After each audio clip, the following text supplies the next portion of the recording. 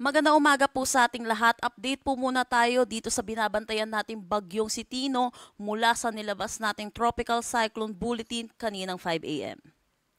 So itong si Bagyong Tino ay nananatili sa typhoon category at ito'y huling namataan over the coastal waters ng San Francisco, Cebu.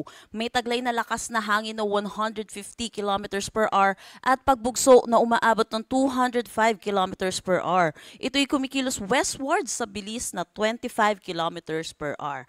Ngayong araw, inaasahan natin buong Pilipinas ay makakaranas ng maulap na papawirin na may mga pag-ulan dulot po ng iba't ibang weather system natin. Inaasahan po natin yung shear line or yung salubungan ng mainit at malamig na hangin ay magdadala ng mga pag-ulan dito sa may Metro Manila, Calabarzon at yung mga karatig lugar din po natin. Hindi po bagyo ang nagpapaulan po ngayong araw dito po sa atin sa Metro Manila. Meron din tayong northeast monsoon na umiiral dito sa may Northern Luzon at inaasahan din natin posible rin itong magdala ng mga kalat-kalat na pag-ulan. Meron tayong binabantayan na low pressure area sa labas ng ating Philippine Area of Responsibility. Ito'y huling namataan sa ilayong 2,165 kilometers east ng northeastern Mindanao. Sa ngayon po, mataas na yung tsansa neto na maging isang ganap na bagyo within the next 24 hours or ngayong araw, pero wala pa rin naman po itong magiging direktang epekto sa anumang parte ng ating bansa ngayong araw at hindi rin natin inaasahan na papasok ng PAR within the next 24 hours. So sa ngayon, dito po tayo magpo-focus sa bagyong si Tino. Para naman sa ating radar image na galing sa Masbate radar po natin, makikita natin ito po yung mata ng bagyong si Tino at ito po yung nag-close approach dito sa may Camotes Island after niya po maglandfall dito sa may Leyte. At dito sa ating image na ito ay patungo ito dito sa may Cebu kaya pagtala tayo ng pangalawang landfall niya kaninang 5:10 a.m. dito sa may Bourbon, Cebu. At sa ngayon, patuloy po itong nagtra-traverse or tumatawid ng ating kalupaan, lalo na po dito po sa may Negros Island region, pati na rin dito sa may Western Visayas. So iba yung pag-iingat po sa ating mga kababayan at tumutok po tayo lagi sa mga updates ng nilalabas ng Pag-asa.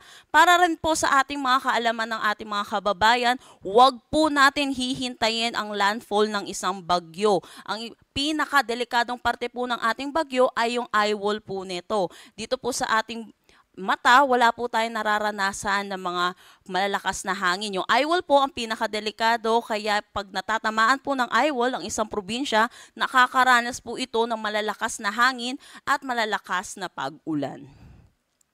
Para naman sa magiging track na itong si Bagyong Tino, gayon pa rin, inaasahan pa rin natin typhoon category itong tatawid ng ating kalupaan at inaasahan nga po natin, posible itong tumatawid na ito habang ngayon dito sa may Negros Island region, pati na rin dito sa may Western Visayas. Inaasahan natin ito'y tatawid ng Kabisayaan patungo ng Northern Palawan at lalabas na rin ng ating kalupaan by Wednesday, November 5 to 2 p.m. Inaasahan din po natin lalabas ito ng PAR madaling araw ng November 6 or Thursday. Para naman sa ating tropical cyclone wind signal number 4, ito po ay dito sa may western at southern portion ng Leyte, northern at central portion ng Cebu, pati na rin sa kasama ang Camotes Island at Bantayan Islands, northeastern portion ng Bohol, northernmost portion ng Negros Oriental, northernmost portion ng Negros Occidental, Guimaras, central at southern portion ng Iloilo, pati na rin sa may southern portion ng Antique. Kung makikita po natin, kung maalala po natin mga nilabas po natin tropical cyclone wind signal, dahil po sa pagtawid netong si Bagyong Tino, nababawasan na po yung ating tropical cyclone wind signal number 4 dito po sa kanyang dadaanan, lalo na po dito sa may Eastern Visayas, pati na rin dito sa may Caraga region. Pero inaasahan po natin, posible pa po itong madagdagan, itong number 4 po natin habang nababawasan, habang palapit po ito dito sa may Palawan area natin. Signal number 3 naman dito po sa may Cuyo Islands, pati na rin sa may southern Leyte, central at eastern portion ng Bohol, northern portion ng Negros Oriental, central portion ng Negros Occidental, rest of Iloilo, southern portion ng Capiz, at central portion ng Antique. Signal number 2 dito sa southern portion ng Masbate, southern portion ng Romblon, southern portion ng Oriental Mindoro, southern portion ng Occidental Mindoro, northern portion ng Palawan kasama na ang Calamian Islands, at central at southern portion ng Eastern Samar, central at southern portion ng Samar, pati na rin sa nalalabing bahagi ng Leyte. Dito sa may Biliran, rest of Bohol at rest of Cebu, central portion ng Negros Oriental, rest of Negros Occidental, Siquijor, rest of Capiz, Aklan, rest of Antique kasama na ang Caluya Islands, Dinagat Islands, Surigao del Norte kasama na ang Siargao, at Bukas Grande Islands, pati na rin dito sa may Camiguin. Signal number 1 naman dito sa may Albay, Sorsogon, rest of Masbate kasama ang Ticao at Burias Island, southern portion ng Quezon, southern portion ng Marinduque, rest of Romblon, Oriental Mindoro at Occidental Mindoro, central portion ng Palawan kasama na ang Cagayancillo Island, Northern Samar, rest of Eastern Samar, Samar, Negros Oriental, northern portion ng Surigao del Sur, northeastern portion ng Agusan del Sur, Agusan del Norte, Misamis Oriental, northern portion ng Bukidnon, northern portion ng Misamis Occidental, at northeastern portion ng Zamboanga del Norte.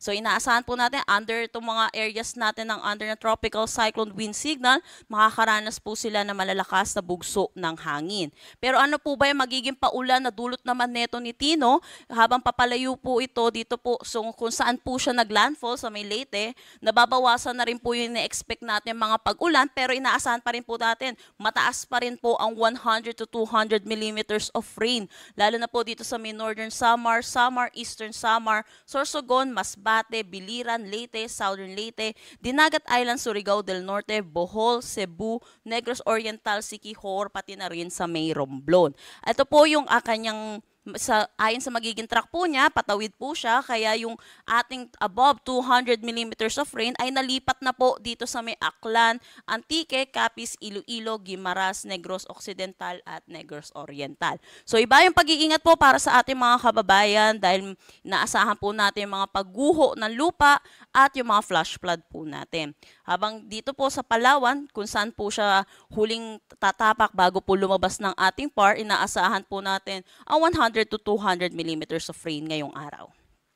Bukas naman po, habang papalayo na itong si Tino sa ating kalupaan, nababawasan na rin po yung mga pag-ulan na nararanasan po natin. Kung makikita natin dito sa ating weather advisory, meron tayo dito sa may Aurora at Quezon, pati na rin dito sa Batangas, dulot po ito ng shear line. Ito pong nandito po sa Mimaropa area, pati na rin dito sa may Visayas, ay dulot ito ng si Bagyong Tino. At inaasahan po natin, habang papalayo po siya, meron pa rin tayo maitatala na 100 to 200 millimeters of rain dito sa may Occidental Mindoro, Antique at Palawan. So yun po, iba yung pag-iingat po lalo sa ating mga kababayan.